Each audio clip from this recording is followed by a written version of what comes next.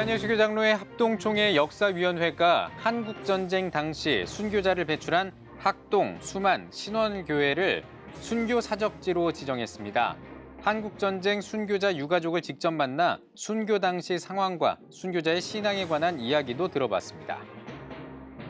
연천군에서 이슬람 캠핑장 건립을 반대하는 주민들의 시위가 열리고 있습니다. 잠시 후 현장을 연결해 보겠습니다.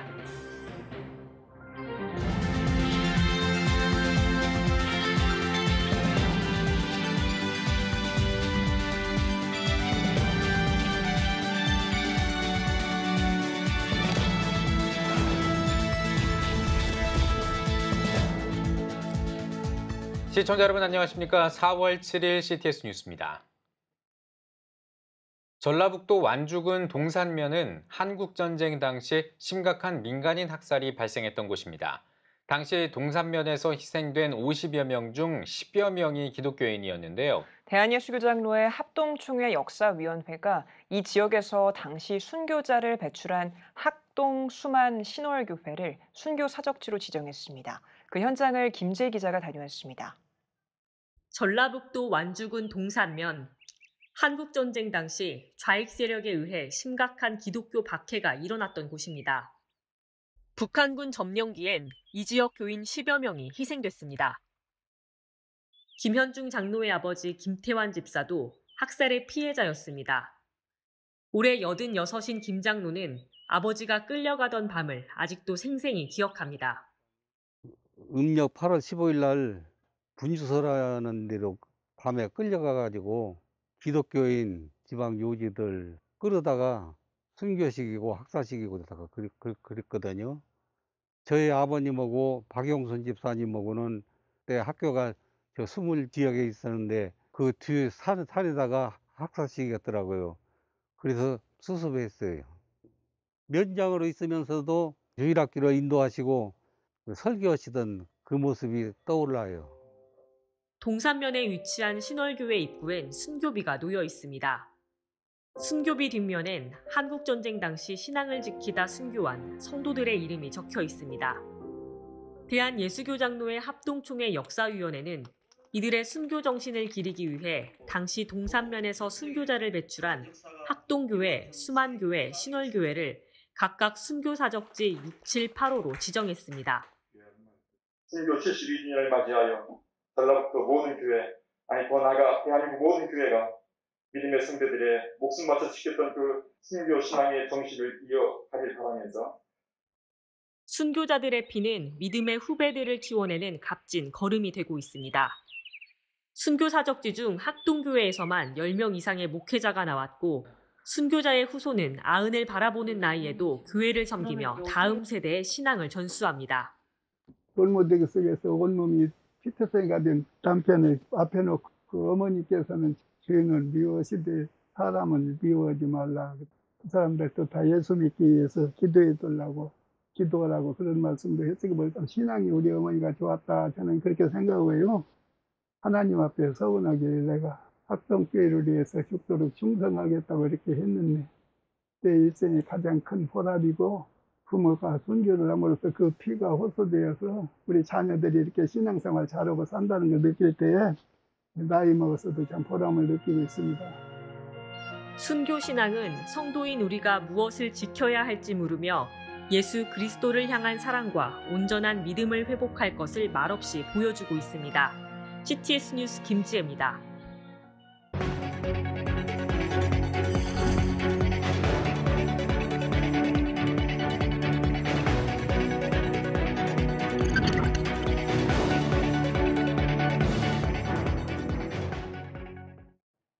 최근 이슬람이 연천군의 부지를 매입하고 캠핑장을 건립 진행 중이라는 소식을 전해드렸습니다. 지금 이 시간에는 연천군에서 이슬람의 캠핑장 건립을 반대하는 주민들의 시위가 열리고 있다고 하는데요. 네, 현장에 나가 있는 취재기자 연결해 자세한 이야기 들어보겠습니다. 김효경 기자. 네, 경기도 연천군 연천군청 앞에 나와 있습니다. 네, 현장 분위기 어떻습니까? 네, 이번 반대 집회는 11시부터 연천군청 앞에서 진행됐습니다. 1시간 뒤인 12시 30분부터는 전국시장 앞에서 집회를 진행할 예정입니다. 국민주권행동과 자유인권 실천 국민행동 등의 단체들이 주최하고 지역 주민들이 참여해 함께 반대의 목소리를 높이고 있습니다. 네, 이슬람 캠핑장 건립을 두고 시민들의 반대가 심하다고 들었습니다. 어떤 이유로 반대하고 있는 겁니까? 네, 그렇습니다. 지난 9월 지역 주민이 우연히 캠핑장 조감도를 발견하면서 사회에 알려지기 시작했습니다.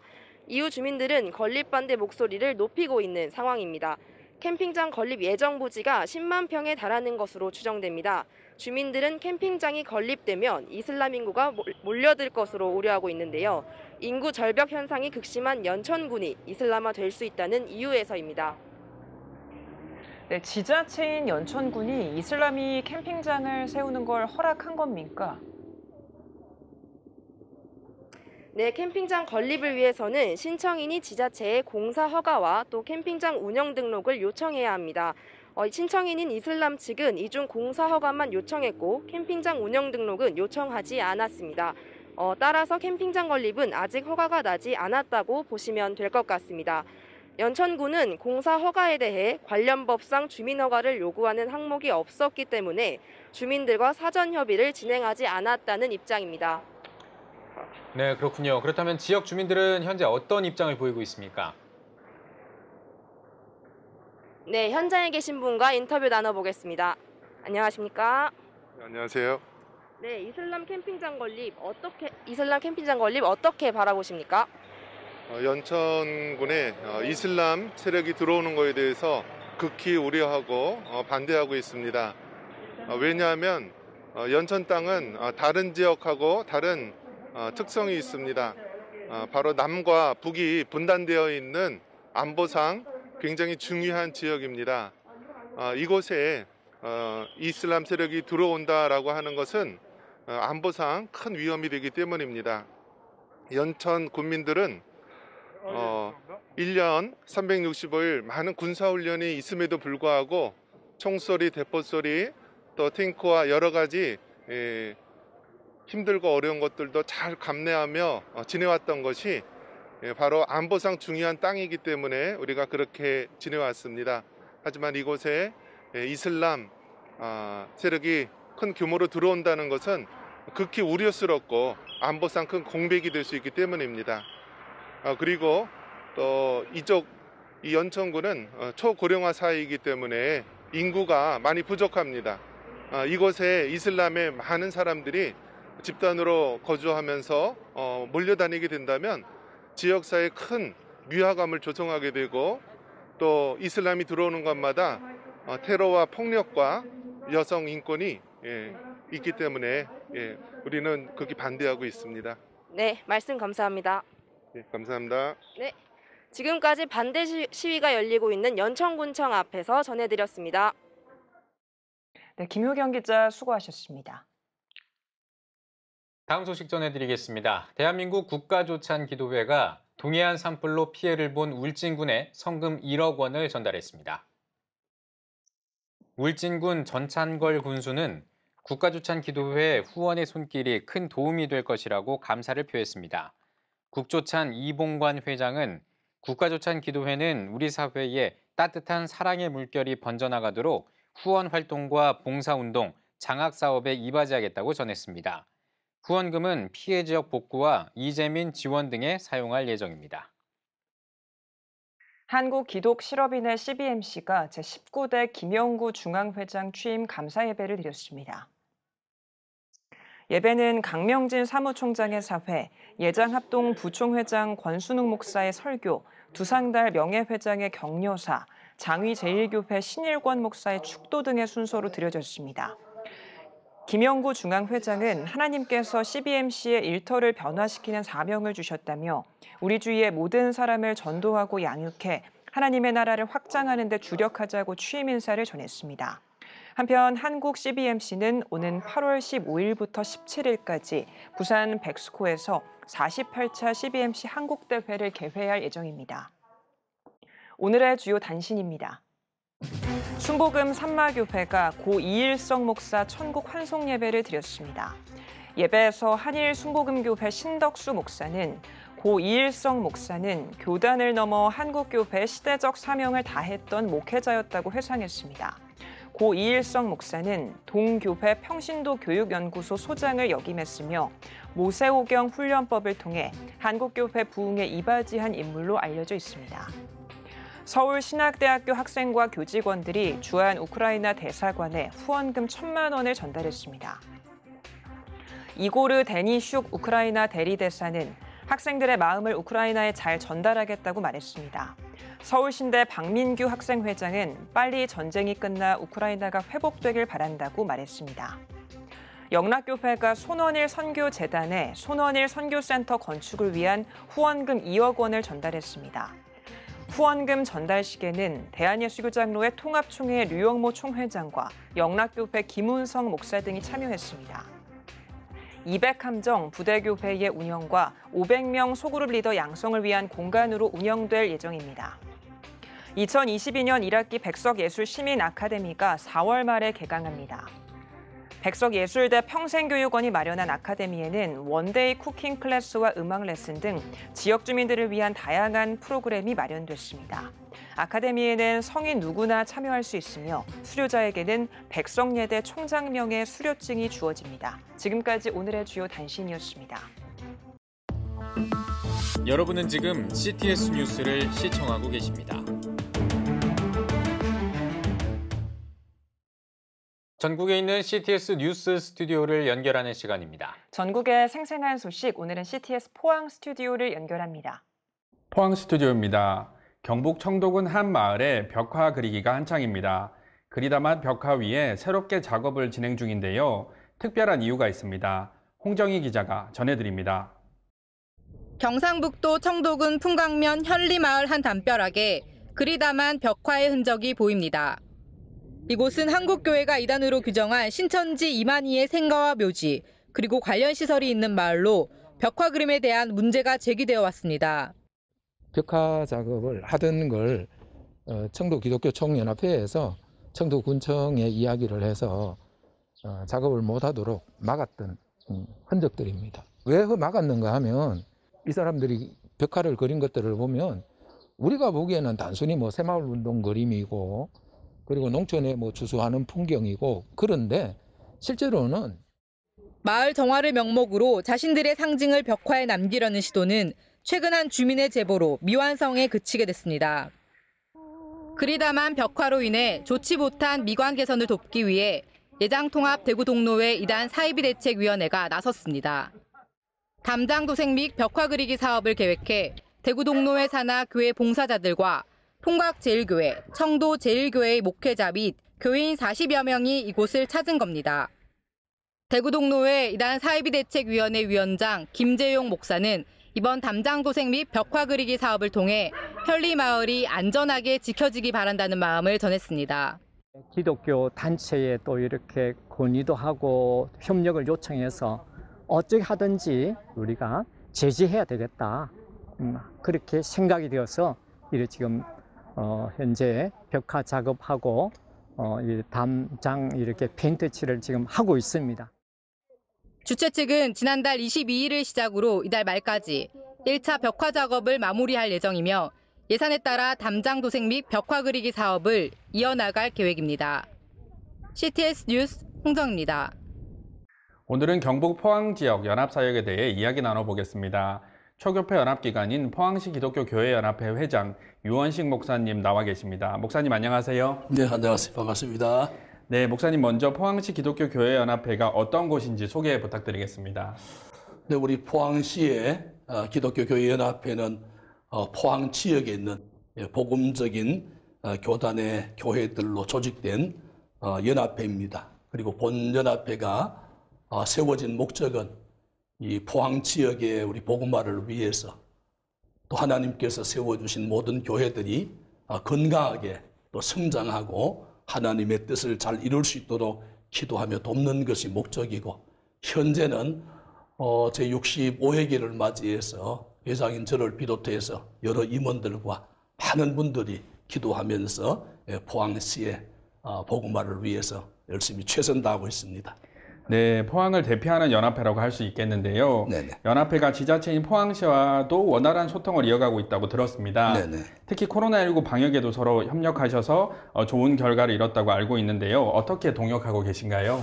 네, 지금 어느 나라, 어느 지역 할 것 없이 코로나 때문에 참 많이 힘들어하고 어려워하고 있는 그런 안타까운 그런 모습이죠. 그런 이런 어려운 가운데서 많은 교회들이 행정기관의 방역 지침을 잘 따라주면서 기도해 주어서 먼저 교회들에게 감사의 말씀을 드리고, 그리고 저희 연합회에서는 지난해에 지역에 있는 64개의 아동센터, 그리고 장애인, 그리고 택시 선교회, 또 이런 기관들을 초청해서 사랑의 마스크도 전달해 드리고, 그 다음에 보건소에 현장에 직접 찾아가서 행정 모든 직원들, 의료진들 또 격려하고 또 작은 사랑의 마음을 나누었던 그런 일들이 있습니다. 또 이런 섬김과 또 사랑을 바탕으로 시장님을 비롯해서 시에서 교회에 대한 많은 배려를 해주어서 또 먼저 시장님이나 시에 감사드리고, 또 포항시의 복음화를 위해서 열심히 저희들이 또 힘쓰고 있습니다.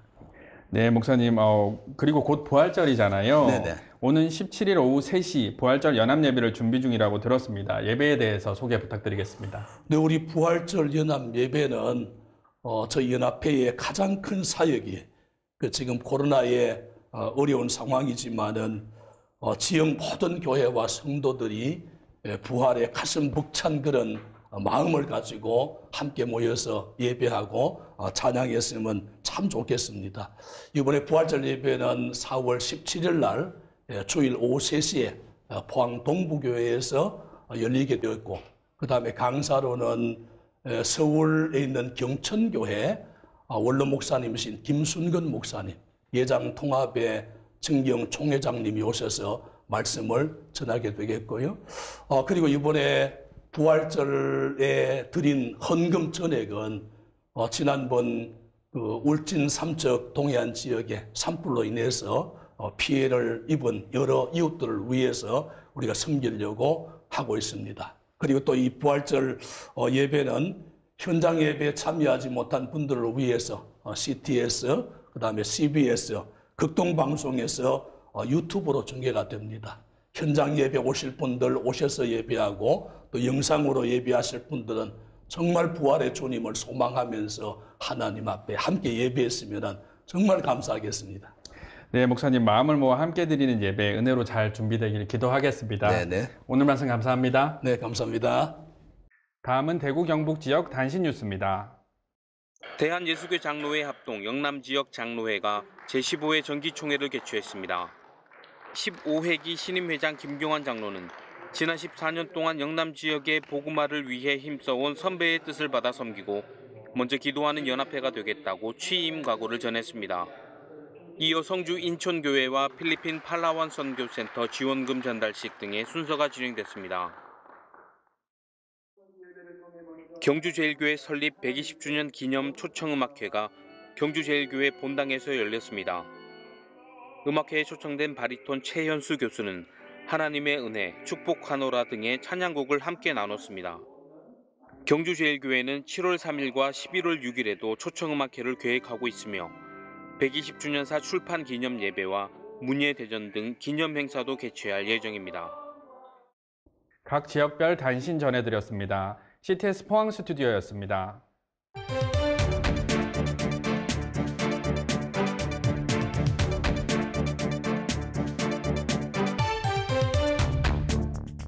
네, 4월은 장애인의 달입니다. 하지만 발달 장애인 수에 비해서 이들을 돌보고 사회 적응을 돕는 시설들이 터무니없이 적어서 많은 성인 발달 장애인들이 갈 곳이 없다고 합니다. 네, 오늘은 발달 장애인들이 처한 현실적인 어려움을 짚어보고 한국교회가 이들을 위해서 할 수 있는 사역은 어떤 것들이 있는지 살펴보도록 하겠습니다. 스튜디오에 한국성결신문 황승현 기자 나와 있습니다. 안녕하십니까? 안녕하십니까?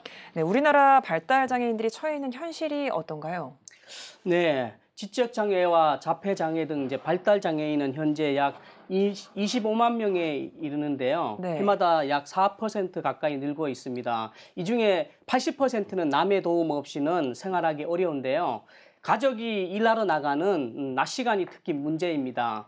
청소년 시기에는 그나마 학교에 다니면서 돌봄과 교육을 받을 수 있지만 성인이 되면 갈 곳이 마땅하지 않습니다.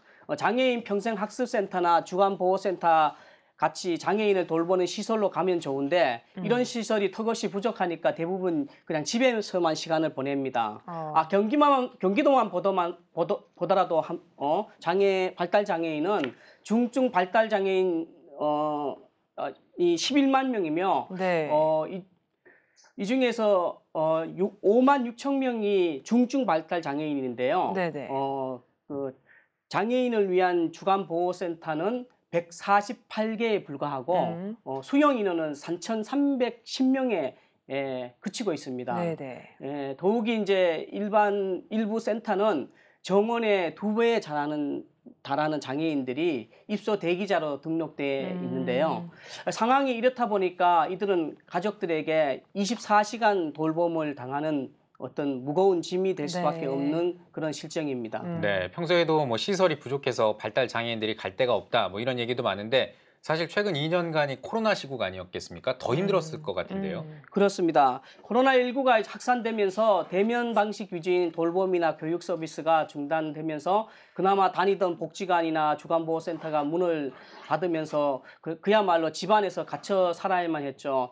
이들에게는 익숙하고 습관적인 생활에서 단절된 일상은 비장애인보다 상당히 더 힘들었는데요. 그래서 정서적 불안과 고립감이 심화되고 네. 공격적인 행동을 굉장히 증가시켰습니다. 실제로 이제 부산 지역 장애인을 대상으로 코로나19 시대 장애인 삶에 대한 만족도 조사에서 100점 만점에서 31점에 불과하게 나왔습니다. 그렇다 보니까 이제 부모나 이들을 돌보는 보호자들의 돌봄 스트레스도 높아지고 양육에 대한 부담도 이제 급증할 수밖에 없었습니다. 네, 그렇지 않아도 복지시설이 부족한데 코로나까지 겹치면서 발달 장애인들이 어디로 가야 하나 이런 생각도 드네요. 어떻습니까? 네, 복지시설 운영이 정부의 힘으로 부족하다면 민간의 힘을 보태야 합니다. 어려운 시기일수록 지역교회가 그 역할을 감당해야 한다는 목소리가 높은데요. 교회는 충분한 공간과 인력을 가지고 있기 때문에 그 의지만 있으면 장애인을 위한 시설로 전환할 수 있고 활용할 수 있는데요. 지난 3월 31일 은평성결교회가 장애인 주간보호센터를 개관한 것이 좋은 사례가 될 수 있습니다. 은평교회는 30년 전부터 주일에 발달 장애인들을 돌보고 섬기는 사역을 해왔는데요. 주중에도 이들을 보호하고 교육하기 위해 교회당 1층에 장애인 주간보호센터를 개소했습니다. 네. 평일 오전 9시부터 6시까지 다양한 교육과 놀이 프로그램을 운영하는데 돌봄이 부족한 코로나 시대 장애인은 물론 그 가족에도 큰 도움을 주고 있습니다. 실제로 발달장애인 어머니는 이제 장애인 아이가 이제 나이가 들어서 마땅히 받아주는데도 없었는데 이렇게 받아주셔서 감사하다고 눈물까지 흘리는 걸 보았습니다. 네, 은평 성결교회는 발달 장애인을 위한 시설이 이번이 처음은 아니라고요? 예, 그렇습니다. 은평 성결교회는 2019년도에도 서대문구에 성인 발달 장애인 평생교육센터인 늘 배운 터를 개관해서 지금까지 운영하고 있습니다. 은평구에 있는 교회가 서대문구에 장애인 시설을 연 것은 장애인에 대한 애정과 역량을 인정받았다는 반증인데요. 은평교회는 장애인의 행복한 삶을 위해 지원을 아끼지 않았습니다. 네, 발달 장애인을 위한 학교가 있는 교회도 있지 않습니까? 네, 그렇습니다. 지난해 10월 원천침례교회가 발달장애 학교와 치료센터, 보호센터가 함께 들어선 복합성전 IM센터를 건축했습니다. 이 학교는 장애인과 비장애인이 함께 교육하는 통합교육으로 유명합니다. 또 장애인 교육을 위한 특수학교는 원래 기독교가 효시인데요. 지금도 교회가 학교를 운영하는 데가 많습니다. 대표적인 학교가 강남에 있는 미랄학교입니다. 네. 그리고 서울의 장애유아학교도 3곳이 있는데요. 신대방동에 있는 강성성결교회가 운영하는 누리학교, 네. 흥락동 강성교회의 하늘빛 학교, 사직동 수도침례교회의 수도사랑학교 등이 모두 이제 교회 격리에 있습니다. 이렇게 교회들이 특수학교를 운영하면서 늘 발달장애인과 가까이 하면서 이들을 돌볼 뿐만 아니라 이들의 교육하고 이들의 삶의 질을 높이는 일에 늘 한국교회가 가까이 했다는 것을 꼭 기억했으면 좋겠습니다. 네, 잘 들었습니다. 얼마 전 지하철역에서 장애인 단체들의 시위를 놓고 다양한 의견이 있습니다. 하지만 정말 우리가 주목해야 할 것은 우리와 함께하고 있는 장애인들의 삶에 대한 문제가 아닐까 싶습니다. 장애인 복지 문제는 세계 10위권의 경제대국인 대한민국 국민의 보다 나은 삶을 위해서 우리 모두가 관심을 가져야 할 부분임은 분명해 보입니다. 황세영 기자 수고하셨습니다.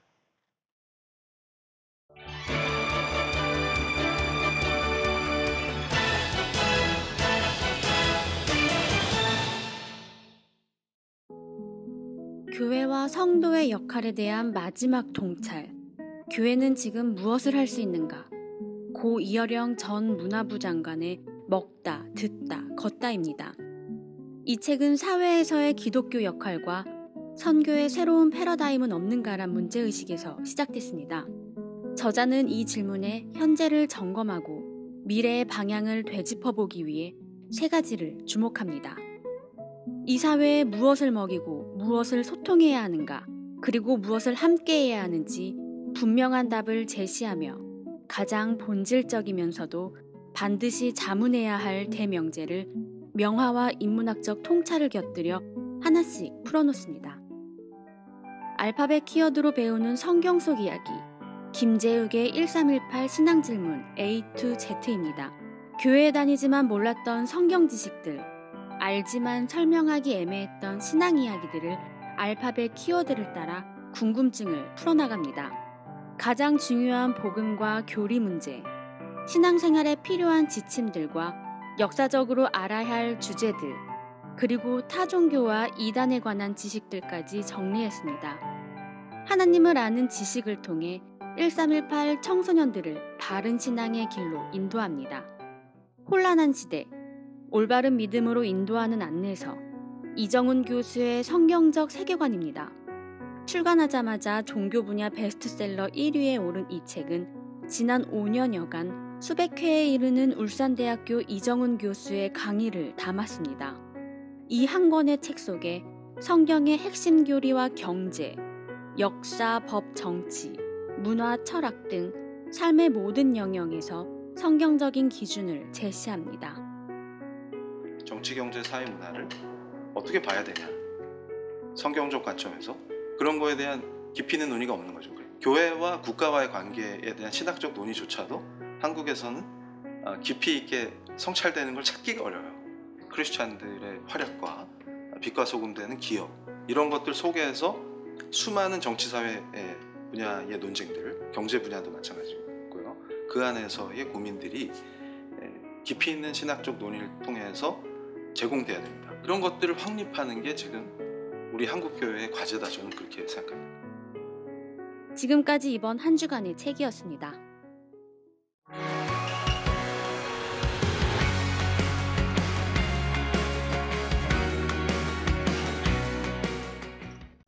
주요 이슈를 살펴보는 소셜 브리핑 크리스천을 위한 세상북입니다. 해외 곳곳에서 코로나19 XE 변이 감염 사례가 확인되면서 정부가 예의주시하고 있습니다. 중앙사고수습본부 손영래 사회전략반장은 새 변이의 전파력과 치명률, 백신 예방접종 저항력을 평가한 결과에 따라 거리 두기와 방역 패스 같은 방역 전략의 재가동까지 염두에 두고 있다고 밝혔습니다.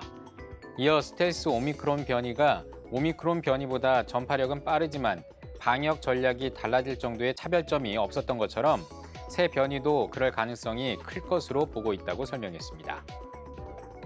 코로나가 다시 유행할 가능성에 대비해 방역 당국이 추가 백신 접종 계획을 검토하고 있습니다. 당국은 백신의 효과가 약화할 가능성이 있어 가을철에는 계절적인 영향으로 다시 유행할 수 있다며 4차 접종 외에도 가을, 겨울 재유행에 대비한 접종 계획을 검토하고 있다고 밝혔습니다.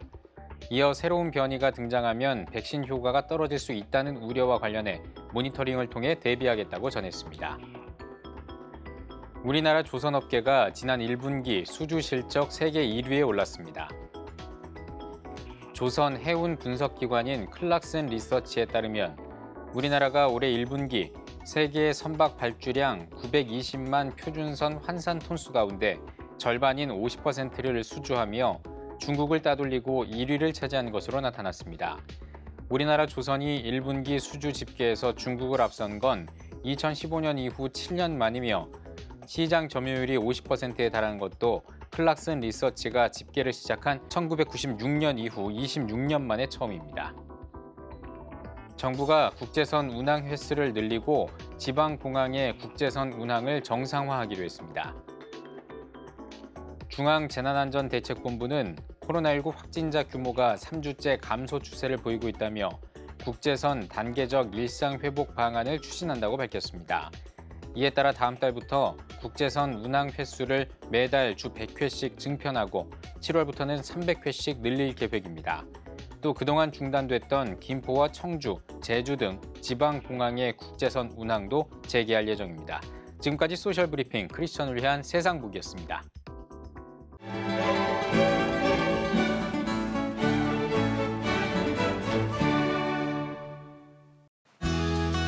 내일은 전국이 대체로 맑겠습니다. 아침 최저기온은 1도에서 10도, 낮 최고기온은 12도에서 24도가 되겠습니다. 주간 날씨에 봅니다. 대체로 맑은 날이 많겠고 12일부터 14일은 구름이 많겠습니다.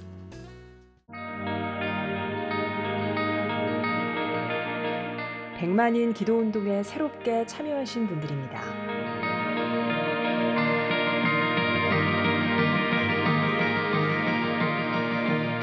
백만인 기도운동을 통해 보내주신 후원금은 국내는 물론 전 세계를 향한 CTS의 영상 선교 사역을 위해 소중하게 쓰이고 있습니다.